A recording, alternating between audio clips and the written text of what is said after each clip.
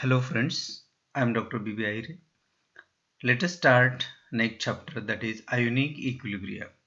So here ions and ionic equilibria means the compound which dissociates gives rise to the different types of ions, positive charge and negative charge after dissociation. So last lecture we have deal with the particular chemical equilibria which also has the dissociation of chemical compounds which are in the various states, solid, liquid as well as gaseous state. In this uh, chemical equilibrium which also has the dissociation of the such a type of material having the solid state, liquid state as well as in the gaseous state. In this ionic equilibria, there is a concept of the particular term which also involves the ionization or dissociation. These words are very similar with each other. Sometimes we have to use the ionization or dissociation. That means fragmentation will be takes place of the weak electrolytes such as the certain weak acids and the weak bases. They are said to be heavy electrolytes after dissociation. Particularly in aqueous solutions, there are certain pH scale we will study in this chapter, common ion effect, both after the dissociation of the reaction gives rise to some of the similar type of ions present and what its effect we will learn. Then hydrolytic ionization of the salts. Salts are nothing but the particular compound which gives rise to the formation of the ions. Ionization of sparingly soluble salts in aqueous solution, that means very easily gets solubilized or ionized, and that is called as the sparingly soluble salts in aqueous solution, that means in the water solution. Now we go through the strong, moderate and weak electrolytes on the basis of ability of the substance to conduct the electricity. When we make the aqueous solution of the particular substance and pass the electrical current in this solution, so that substances can be classified as one called to be the electrolyte and another is called as non-electrolyte.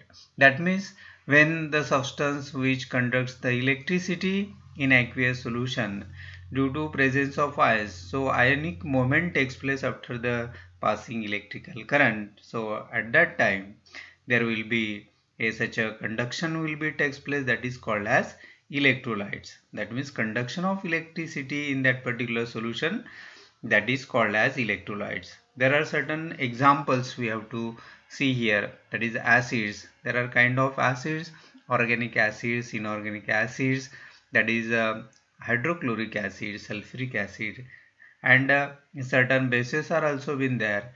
Different types of salts, that is magnesium chloride, calcium chloride, sodium chloride.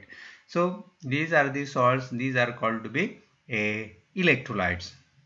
And now those substances which do not conduct electricity in the aqueous solution, because there is no presence of the ions takes place, positive or negative ions. There is no any ion present and no conduction of the electrical current. So that is called as the non-electrolytic solutions or that substances.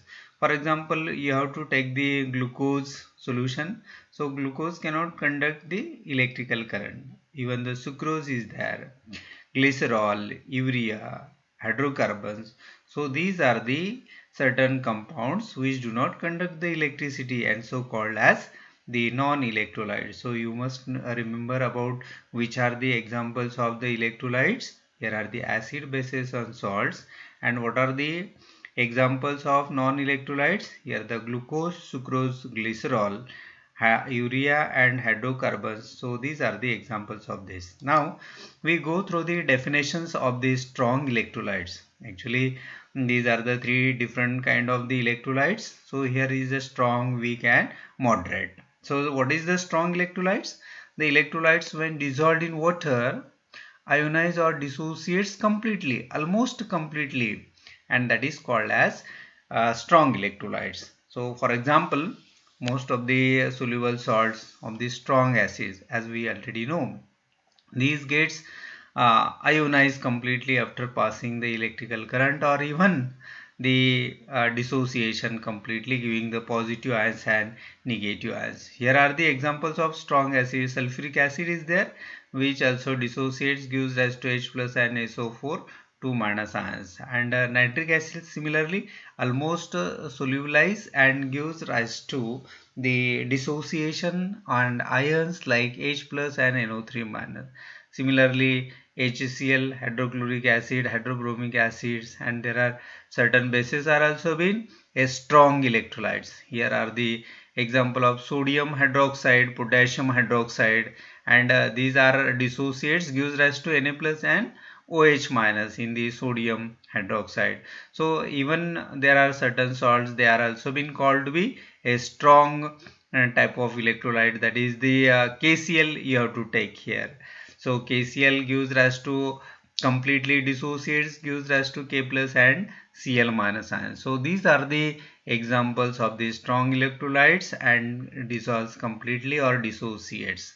Now second is a weak electrolyte. The electrolytes when dissolved in water ionize or dissociates only partially to the extent of the nearly equal to 5% or very less content dissociates the particular salt or any other kind of compound. So that is called as a weak electrolytes, and weak electrolytes are the examples of the weak acids. So you have to take the example of acetic acid, carbonic acid. So these are the weak acids.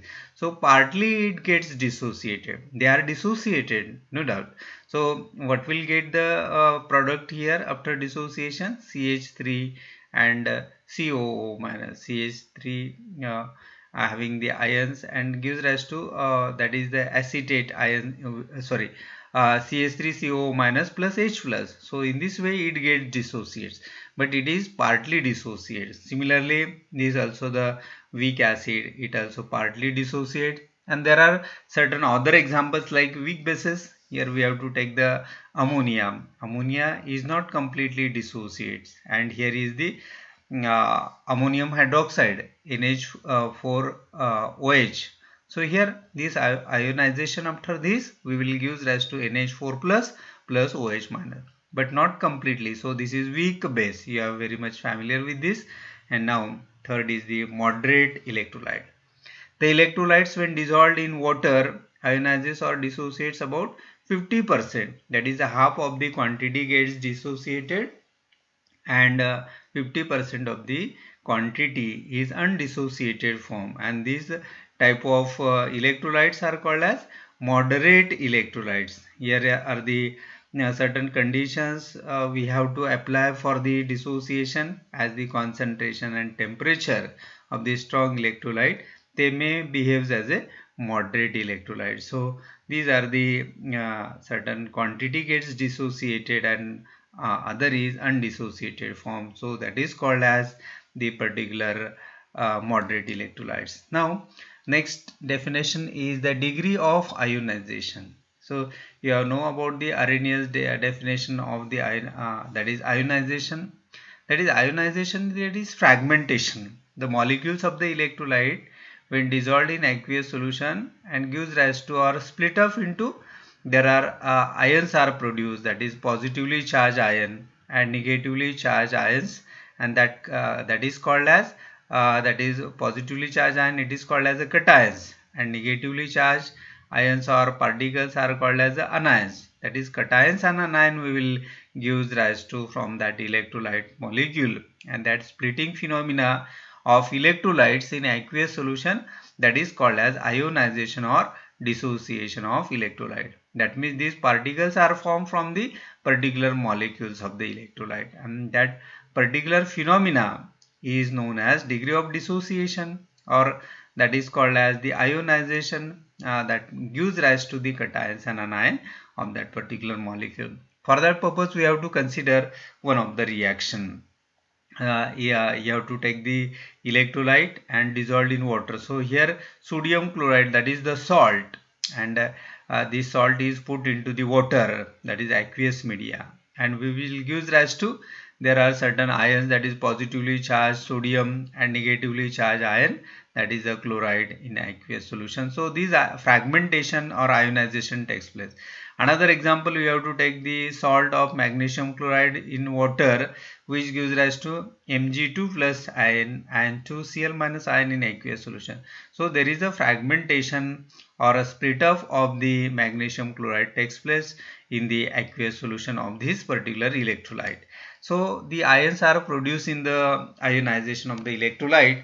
They may combine to give rise to undissociated form. Suppose here we know the particular magnesium ion and chloride ion, they may unite together, and again we will use rise to magnesium chloride, that is in the undissociated form, so or a molecule, and there exists an equilibriums between the ions produced and undissociated molecules are called as ionic equilibria. So in this particular reaction, after the dissociation, which gives rise to positively charged ion and negatively charged ion, and again it may favor in the formation of magnesium chloride, that is undissociated form, and so this reaction is called to be showing a reversible type of arrows, forward direction and backward direction. So that is the ionic equilibrium.